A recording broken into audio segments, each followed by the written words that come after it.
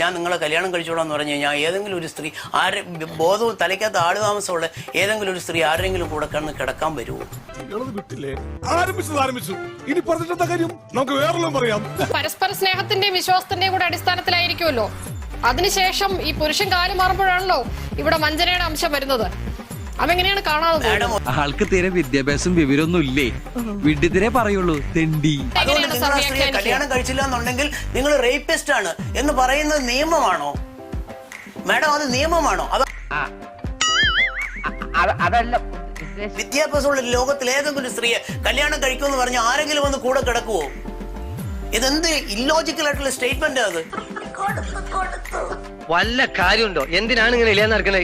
ആദ്യം അവരുമായിട്ട് സെക്സിൽ ഏർപ്പെടുമ്പോ ആ സ്ത്രീക്ക് തന്നെ അറിയില്ല സെക്സ് എന്താണെന്ന് അറിയാത്ത ഒരു സ്ത്രീ അവരുമായിട്ട് സെക്സിൽ ഏർപ്പെടുന്നു.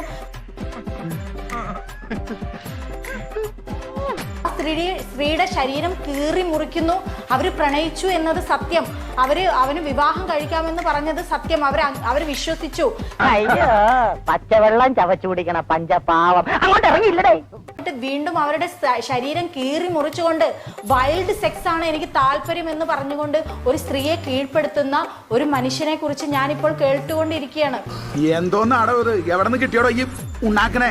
ആന്തരിക അവയവങ്ങൾ ദ്രവിപ്പിച്ച് ഷാരോനെ കൊല്ലുമ്പോഴും ഗ്രീഷ്മയും അവനോട് ലൈംഗികത അടക്കമുള്ള കാര്യങ്ങൾ ഏർപ്പെട്ടിരുന്നു. ആരോട് ഇതിങ്ങനെ എത്ര വട്ടം പറഞ്ഞു? കഷായം കലക്കി കൊടുത്ത് ഷാരൻ വിഷം കഴിച്ച് ആന്തരിക അവയവങ്ങൾ ദ്രവിച്ചു മരിക്കുമ്പോഴും ആ ഗ്രീഷ്മയെ തെള്ളി പറയാൻ തയ്യാറാവാതെ അവളെ കുറ്റപ്പെടുത്താതെ നിൽക്കുന്ന ആണുങ്ങളും ഉണ്ടായിട്ടുണ്ട്. ഇത്ര മനുഷ്യത്വം ഇല്ലാണ്ട് എങ്ങനെ പെരുമാറാൻ കഴിയണു? എനിക്ക് സഹതാപമുണ്ട്. ഒരു ക്രൂരത സ്ത്രീ ചെയ്യുന്നല്ലോ പുരുഷന് ചെയ്യാം. എനിക്കുള്ള എല്ലാ വികാരങ്ങളും ഒരു സ്ത്രീക്കും ഉണ്ടാവും. അസൂയ, കുശുമ്പ്, അധികാരത്തോട് ആർത്തി, പണത്തിനോട് ആർത്തി, ഇത് കൈക്കൂലി വാങ്ങിക്കാനുള്ള ആർത്തി, ഇതെല്ലാം സ്ത്രീക്കും ഉണ്ടാവും പുരുഷനും ഉണ്ടാവും. സ്ത്രീക്ക് മാത്രം ഇതൊന്നും ഉണ്ടാവത്തില്ല എന്ന് പറഞ്ഞു കഴിഞ്ഞാൽ വിഷമിച്ചു പോകത്തേ ഉള്ളൂ. നിനക്ക് വല്ല പ്രാന്തണ്ട ഈ ഉളകോട് വർത്താനം പറയാൻ? ഇപ്പൊ ഞാൻ പറയുകയാണ്, ഞാൻ വ്യാജ IAS ആണെന്ന് ഞാൻ പറയുകയാണ്. അങ്ങനെ ചില ആൾക്കാർ പറഞ്ഞാൽ എല്ലാരും വ്യാജ IAS ആണെന്ന് കരുതാൻ കഴിയുമോ? അതെന്താണെന്ന് ഷെനാസിക്ക് അറിയാം. അതുകൊണ്ട് ഞാൻ ഡീറ്റെയിൽ എടുക്കുന്നില്ല. ഇത് എന്നെ ഉദ്ദേശിച്ചാണ്, എന്നെ തന്നെ ഉദ്ദേശിച്ചാണ്, എന്നെ മാത്രം ഉദ്ദേശിച്ചാണ്. സംശയമുണ്ടോ? വ്യാജ ക്ലെയിമുകളെ നമ്മൾ പൊളിക്കാൻ മുന്നിട്ടിറങ്ങണം. അത് സ്ത്രീ ആണെങ്കിലും പുരുഷനാണെങ്കിലും വ്യാജ ക്ലെയിമുകൾ വരുമ്പോ അത് പൊളിക്കണം. കിട്ടേണ്ടതൊക്കെ കിട്ടിയല്ലോ, സമാധാനമായല്ലോ. ഇനി സ്വസ്ഥമായിട്ട് വണ്ടി റോഡിൽ പോട്ടെ.